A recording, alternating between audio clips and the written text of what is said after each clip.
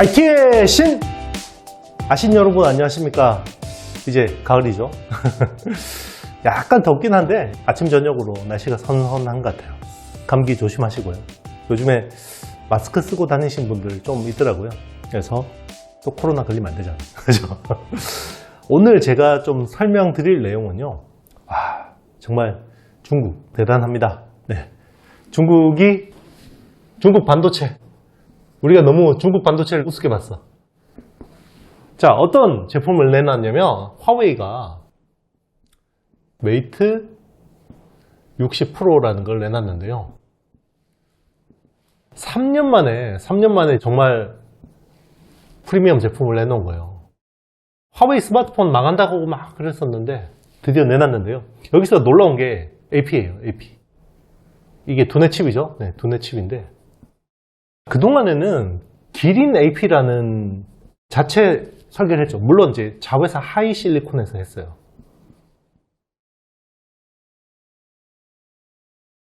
자회사 하이실리콘에서 기린 AP를 설계를 했는데 미중 갈등으로 인해서 TSMC 파운드리를 못 쓰게 한 거예요. 그래서 그 전에 기린 AP는 7나노 공정을 썼거든요. 7나노 공정을 썼는데 이게 이제 안 되니까 기린 AP를 못 만들고 그동안 스마트폰을 못 하게 되니까 시장 점유율이 마켓시어가 막 정말 급락합니다. 그런데 3년 만에 두둥 들고 나왔어요. 어떤 거였냐면 7나노 칩이에요. 7나노. 와, 이게 이제 언제적 7나노냐 이런 이야기 하실 수 있는데요. SMIC 중국 최대 파운드리 업체죠. 세계 탑5. 세계에서 5등이에요. 얘가. 자, 여기서 얘네들은 14나노까지밖에 못 들어가거든요. 공정이 14나노까지밖에 없어요. 미국이 장비 제재를 하고 있기 때문에 못하는데 정말 자력갱생으로 14나노 장비로 7나노로 만들어냈단 말이에요. 어떻게? 멀티 패터닝으로. 진짜 쿼드러플인지 더 되는지는 모르겠어요. 정말. 사실 그러니까 이제 DUV 장비 가지고 정말 짜내서 만들었는데 일반 자본주의 국가에서는 이렇게 만들 수가 없겠죠. 멀티 패터닝. 쿼드러플 이상이 될 수도 있어요. 멀티 패터닝이니까. 왜냐면 이게 비용이 너무 비싸니까 할 수가 없죠.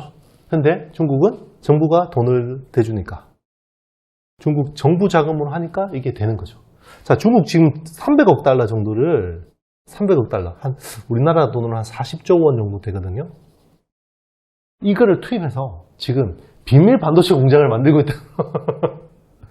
아니, 진짜 농담이 아니라니까 뉴스가 그렇게 나와요. 비밀 반도체 공장을 만들고 있는데 그 결과물이다 라는 거고요. 근데 이게 놀라운 게 이게 7나노잖아요. 7나노. 그런데 애플 5나노하고 비슷하대요. 애플 5나노 AP하고 거의 성능이 비슷하고, 자, 요거는 블룸버그에서 이 제품을 입수해서 테스트를 해서 내놓은 거고요. 그리고 통신칩 있죠. 5G 통신칩은 지금 애플 최신 버전하고 비슷하대요. 통신 속도나 이런 부분은. 통신은 거의 비슷하고 애플리케이션 프로세서는 한 2018년 정도 버전하고 비슷하다. 그러면 꽤 쓸만한 거예요, 이거. 대단합니다, 중국. 자, 그럼 뭐 제가 중국 반도체 칭찬하려고 이런 이야기 하는 건 아니고요. 어쨌든 자력갱생 의지가 보이고 뭔가 성과물이 나오면 어떡하겠어요? 투자를 더 해주겠죠. 네, 그러면 우리 소부장 업체들은 비싸게 팔아먹어야죠. 미국 제재가 더 강해지기 전까지. 미국 제재를 안 하는 쪽은 많이 팔아먹어야 돼요. 그래서 지금 메모리 업체 쪽에서 보면 중국의 D램 쪽은 창시 메모리, 그리고 낸드 쪽은 YMTC, 양재 메모리. 여기 딱 맞춰서 규제를 내놨죠. 자, 19나노 이하는 못 들어갑니다. 그리고 128단 이상은 못 들어갑니다. 자, 미국 제재가 그렇죠. 파운드리는 14나노까지는 못 들어갑니다. 라고 했는데 지금 7나노로 해버렸죠. 그리고 YMTC는 232단을 만들어버렸습니다. 자, 이제 CXMT가 뭔가 보여줄 때죠. 중국 입장에서는. CXMT는 지금 최우선 과제가 HBM 양산이에요. 요거는 4년에서 한 5년 정도는 시간이 걸릴 것 같다라는 생각이 들어요. 화웨이의 AP도요. 화웨이 AP도 이걸 뭐 정확하게 아직 뜯어보지는 않았고 뉴스가 나오진 않았는데 아마 여기는 어드밴스드 패키징 기술이 적용될 가능성이 높아요. 그러니까 7나노가 5나노 같은 7나노를 낼 수가 있는 거죠. 그리고 YMTC 같은 경우도요, 후공정 쪽에서 하이브리드 본딩 씁니다. 엑스태킹이라는 기술. 낸드에다가 하이브리드 본딩을 쓴단 말이에요. 이 비싼 공정을. 물론 웨이퍼 투 웨이퍼짜리니까요. 네. 칩 투 칩은 아닌데 뭐 하이브리드 본딩 중에서도 약간 로우 그레이드긴 한데, 그래도 이 하이브리드 본딩으로 낸드 만들어서 지금 단가가 나오나요? 지금 낸드 가격이 장난 아닌데. 그러니까 지금 결국은 제재 범위 없는 어드밴스드 패키징 기술을 상당 부분 적용했다라는 거죠. 그러면 여기서 또 우리 기업들이 많이 팔아먹을 수 있는 여지가 있겠죠. 누구요? 한미반도체. 이오테크닉스. 이런 회사들 너무 식상하죠? 많이 올랐죠? 인텍플러스 많이 올랐죠? 최근에 제 영상 보시는 분들이 댓글로 화를 내시는 경우가 많아요. 왜 이런 것들 이렇게 오르고 나서 알려주냐. 자, 2년 전부터 제 영상 보셨던 분들은 그런 말씀 안 하시죠. 제가 쌀 때부터 이야기했다고. 진짜. 그러면 댓글은, 네, 제가 패스하겠습니다. 정주기 패스할게요.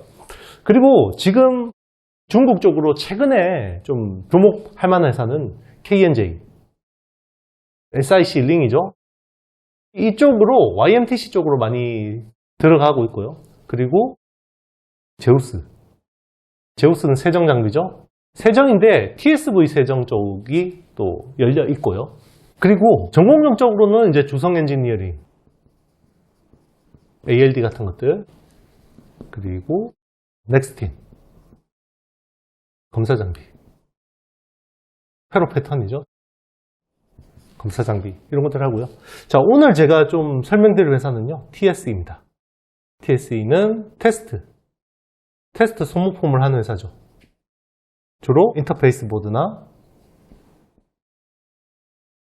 그리고 프로브 카드, 소켓, 이런 것들을 하는데, 이쪽이 지금 YMTC 쪽하고 굉장히 많은 밀접도가 있죠. 거래 관계가 있습니다. 그래서 오늘은 TSE에 대해서 간만에 좀 설명드리도록 하겠습니다. 자, 제가 간만에 소개드릴 회사는요, TSE입니다. TSE. 테스트 소켓 업체 그러면 리노공업도 있고, ISC도 있고, TFE도 있고 있는데 제일 못난이에요. 제가 틀렸어요. 네, TSE를 좋게 봤는데 틀렸습니다. 자, 이제는 턴어라운드 관점에서 한번 보자고요. 자, 이 회사는 인터페이스 보드, 프로브 카드, 그리고 소켓, 그리고 기타 연결이 아니고요, 자회사, 타이거 일렉이라든지 뭐 이런 여러 회사들, 그러니까 수직 계열화를 하고 있습니다. 자, 이런 쪽을 하고 있는데요. 매출은 프로브 카드가 작년에 한 880억 정도 했습니다. 880억 정도 했는데요. 올해는 한 550억 정도 예상이 되고 있고, 인터페이스 보드는 작년에 한 770억 정도 했는데요. 올해는 한 620억. 그리고 소켓 쪽이 작년이 430억 했는데 올해는 한 300억 정도 가능할 것 같습니다. 네, 뭐 이런 사업을 하는 거고요. 뭐 기타 연결, 타이거 일렉이나 여러 회사들, 기타 등등등 이런 쪽 회사들이 있는 거고요. 중요한 거는 낸드 플래시 노출 비중이 높다라는 거예요. 낸드 플래시 매출 비중이 한 60에서 70%예요. 그렇기 때문에 제일 주가를 못 갔다는 측면이고요. 이게 핵심이에요. 결국 프로브 카드나 이런 것들이 디램보다는 낸드 플래시 쪽으로 열려 있고, 소켓도 생각보다 좀 지지부진했고요. 이런 부분들 때문에 그런데, 이게 이제 YMTC 때문에 점점 달라지고 있다는 게 제일 중요한 포인트일 것 같습니다. 그래서 YMTC, 특히 중국향, 그리고 낸드도 감산을 하고 이제는 어느 정도 이제 반등할 수 있는 여지가 있기 때문에 지금은 오히려 턴어라운드 관점에서, 하반기 턴어라운드 관점에서 한번 볼만하지 않나, 이런 생각을 합니다. 일단 2분기 실적이 굉장히 안 좋았어요. 네, 2분기 실적이 매출 573억에 영업 적자 35억. 1분기가 66억 나왔거든요. 영업 적자. 그러면 대충 한 100억 정도 상반기 적자를 낸 거예요. 근데 작년에는 썩 나쁘진 않았어요. 매출이 3,392억. 영업이익은 566억. 준수한 실적을 내던 회사인데요. 시총은요, 지금 5천억이 안 됩니다. 4,980억 정도. 오늘 날짜는 9월 5일자, 화요일자 기준으로 한 이 정도 하고 있고요. 23년 전망치는요, 당초보다 많이 깎았는데요. 매출 2,400억, 영업이익은 한 100억 정도를 보고 있습니다. 많이 빠지죠. 네, 작년에 566억 했는데 올해 100억. 근데 작년에 내내 주가는 흘러내렸고 최근까지 흘러내렸고, 자 이제는 오히려 실적이 제일 최악일 때 한번 볼 수 있지 않나. 그리고 3분기 턴어라운드도 충분히 가능할 수 있지 않을까, 이런 기대감이 있습니다. 네, 2분기 실적은요, 프로보카드, 인터페이스 보드, 소켓 골고루 반토막 반토막 수준으로 빠졌고요. 한 40%에서 50% 정도씩 다 빠졌고, 특히 프로보카드가 참혹합니다. 마이너스 62% 전년 대비. 메모리 감산으로 인한 타격이 크다고 봐야 되는 거고요. 그래서 하반기 메모리 반등이 일어나면 충분히 한번 주목받을 만하다라고 생각이 들고요. 그리고 지금 핫한 DDR5하고 HBM, 하이밴드위스 메모리 쪽으로 이제 모멘텀이 있어요. 그렇기 때문에 실적이 턴어라운드 되고 신규 모멘텀이 붙어주고, 그렇게 되면 오히려 바닥에서는 나쁘지 않을 수도 있습니다. 오히려 낸드 플래시 매출 비중이 높아서 더 많이 빠진 게, 주식이 그렇잖아요. 제일 호재는 많이 빠진 거라고, 제일 악재는 많이 오른 거고. 그렇습니다. 그런 측면에서 한번, 절대 매수 추천드리는 거 아니고요. 잘못하면 큰일 나요. 네, 제 말 듣고 사시면 안 됩니다. 네, 그렇습니다. 제가 준비한 영상은 여기까지고요. 나가기 전에 좋아요, 구독, 알림, 댓글 좀 남겨주시고요. 지금 9월 5일 화요일부터 저녁 7시부터 실전 투자 스터디를 진행하고 있습니다. 이 영상이 나가는 날은 아마 강의 다음 날일 텐데요. 혹시나 아직까지 관심이 있으신 분들은 댓글 상단에 신청란 있으니까요. 신청해 주세요. 그 전에 한 강의는 녹화본으로 제공을 해드립니다. 네, 그러면 저는 다음 시간에 더 좋은 영상으로 찾아뵙도록 하겠습니다. 여러분, 안녕!